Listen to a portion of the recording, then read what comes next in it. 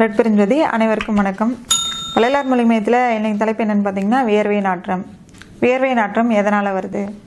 ஆடு மாடுக்கு வியர்வை நாற்றம் வர்றது கிடையாது, மனிதர்கள் மட்டும் ஏன் வருது அப்படின்னு சிந்திச்சு பார்த்தீங்கன்னா நம்ம சாப்பிடக்கூடிய உணவு முறைகள் தான் நமக்கு வந்து வியர்வையாக வெளியில் வருது. ஏன்னா இப்போ ஆடு மாடு பார்த்திங்கன்னா சமைச்ச உணவு எதையும் சாப்பிட்றது கிடையாது, அசைவ உணவு அது சாப்பிட்றது கிடையாது, இயற்கை உணவு மட்டும்தான் சாப்பிடுது. இயற்கை உணவு சாப்பிட்றப்ப அது பல் வளர்க்குறதும் இல்லை, குளிக்கிறதும் இல்லை, அதுக்கு வந்து வியர்வை நாற்றமோ எந்த நாற்றமுமே அது உடம்புல வந்து அடிக்கிறது வந்து கிடையாது. ஏன்னா சோப்பு போடுறதில்ல, ஷாம்பு போடுறதில்ல, எதையுமே அது பண்ணுறதில்ல.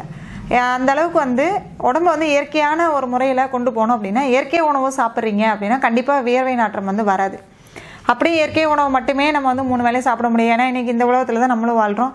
எல்லோரும் சாப்பிடும்போது நம்ம மனசை வந்து நம்மளால் கண்டிப்பாக கண்ட்ரோல் பண்ண முடியாது. சமைச்ச உணவையும் சாப்பிட்ணும் அப்படிங்கிற ஒரு தன்மை வரப்போ முடிஞ்ச வரைக்கும் அசைவம் இல்லாமல் சைவ உணவாக எடுக்கிறவங்க உடம்புலையும் வந்து மேக்ஸிமம் வந்து வியர்வை நாற்றம் வர்றது கிடையாது. நீங்கள் அசைவ உணவை சாப்பிட்டுட்டு நீங்கள் அடுத்த நாள் பார்த்தீங்கன்னா கண்டிப்பாக நீங்கள் போட்டுட்டு கழட்டி போட்ட ட்ரெஸ்ஸை உங்களாலே கையில் எடுக்க முடியாது, அந்தளவுக்கு வியர்வை நாற்றம் வரும். அதுவும் பார்த்திங்கன்னா நிறைய வந்து கழிவுகள் உள்ளே இருக்குது, மோஷன் ஃப்ரீயாக போகிறதில்ல, லேடிஸ் வந்து பீரியட் வந்து கரெக்டாக ஆகிறதில்ல அப்படிங்கிறவங்களுக்கு, மலச்சிக்கல் இருக்கக்கூடிய எல்லாருக்குமே கண்டிப்பாக வந்து வியர்வை நாற்றம் வரும். ரெண்டாவது ஸ்கின் டிசீஸ் இருக்கிறவங்க எல்லார் உடம்புலையும் வந்து பார்த்திங்கன்னா பக்கத்துலேயே போக முடியாத அளவுக்கு வியர்வை நாற்றம் வரும். ஏன்னா அவங்களுக்கு பிளட்டு ஃபுல்லாகவே கெட்டு போயிருக்கும். அப்போ உள்ளே இருக்கக்கூடிய கழிவுகள் தான் வியர்வை நாற்றமாக வெளியில் வருது.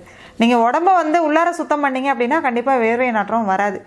இதுக்கு என்ன பண்ணணும், வாரத்தில் 2 நாள் நம்ம எண்ணெய் தேய்ச்சி குளிக்கிறப்போ நம்ம ஸ்கின்னில் இருக்கக்கூடிய துவாரங்கள் வந்து ஓப்பன் ஆகும். அப்போ வியர்வை நாற்றம் வராமல் நம்மளால் தடுக்க முடியும். டெய்லி 2 வேளை மலம் கண்டிப்பாக கழிக்கணும். போக முடியல அப்படின்னாலும் ஒரு வேளையாவது நீங்கள் வந்து ஈஸியாக மலம் கழிச்சிடுறீங்க அப்படின்னா கண்டிப்பாக வந்து உங்களுக்கு வியர்வை நாற்றம் வராது.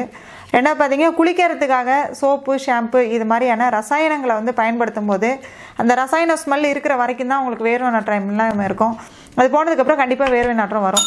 அதுக்கு நீங்கள் இயற்கையான முறையில் வந்து சீகக்காய், பாசிப்பயிறு, இல்லை வந்து நிறைய மூலிகை பொடிகள், இப்போ நம்மகிட்டையும் பார்த்தீங்கன்னா குளியல் பொடி, குழந்தைங்களுக்கு வந்து நலுங்கு மாவு, தலைக்கு ஹேர் வாஷ் பவுட்ரு இது மாதிரி கொடுத்துருக்கோம். இல்லைனாலும் உங்கள் வீட்லேயே கூட எல்லார் வீட்லேயும் பெரியவங்க பார்த்தீங்கன்னா அப்போ வந்து அவங்க குளிக்கிறதுக்காக சீகக்காய் பொடி வந்து ரெடி பண்ணுவாங்க. அது மாதிரி நம்ம வந்து தயார் பண்ணியும் நீங்கள் வீட்டிலே வந்து குளிச்சுக்கலாம். எந்த விதத்துலேயும் ரசாயனம் உள்ளே போகாமல் இயற்கை முறையில் வாழ்க்கையை கொண்டு போகிறீங்க, இயற்கை உணவை சாப்பிட்றீங்க, இயற்கையான வந்து பொடி வகைகளை வந்து பயன்படுத்தி குளிக்கிறீங்க அப்படின்னா கண்டிப்பாக வியர்வை ஸ்மெல் வந்து வராது. ஒரு உடம்புல வந்து எப்போ வியர்வை ஸ்மெல் வருதோ அப்போ நம்ம உடம்பு வந்து கெட்டுட்ருக்கு, உள்ளே இருக்கக்கூடிய பேர் பார்ட்ஸ் எல்லாம் வந்து கெட்டுட்ருக்கு அப்படின்னு வந்து நம்ம புரிஞ்சுக்கிட்டு நம்ம உடம்பு வந்து சரி பண்ணிக்கிட்டோம்னா அடுத்தடுத்து பெரிய கொடிய வியாதிகள் வராமல் தடுக்கலாம்.